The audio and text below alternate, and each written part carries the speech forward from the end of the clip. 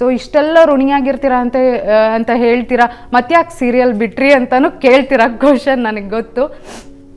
ಇಲ್ಲ, ಒಂದು ಕುಟುಂಬ ಅಂದಮೇಲೆ ಎಷ್ಟೆಲ್ಲ ಸಮಸ್ಯೆಗಳಿರುತ್ತೆ. ಸೊ ಹಾಗಾಗಿ ಅಂಥದ್ರಲ್ಲಿ ನಾವು ಕೆಲಸ ಮಾಡೋ ಜಾಗದಲ್ಲಿ ಸಮಸ್ಯೆಗಳಿರಲ್ವ? ಖಂಡಿತ ಇರುತ್ತೆ. ಸೊ ಆ ಸಮಸ್ಯೆಗಳು ಅನ್ನೋದಕ್ಕಿಂತ ನಮ್ಮ ಒಂದು ಸ್ವಾಭಿಮಾನಕ್ಕೆ ಧಕ್ಕೆ ಆದಾಗ, ಸೊ ಮನೆ ಆದರೆ ಹೆಂಗೋ ಸಹಿಸ್ಕೊಂಡಿರ್ಬೋದು, ಸೊ ಆದರೆ ಕೆಲಸ ಮಾಡೋ ಜಾಗದಲ್ಲಿ ಹಂಗೆ ಸಹಿಸ್ಕೊಂಡಿರೋಕ್ಕಾಗಲ್ಲ. ಸೊ ಹಾಗಾಗಿ ಇಲ್ಲ ಬೇಡ, ನನಗೆ ಯಾಕೋ ಸರಿ ಬರ್ತಾ ಇಲ್ಲ ಅಂತ ಹೇಳಿ ಬಿಟ್ಟೆ.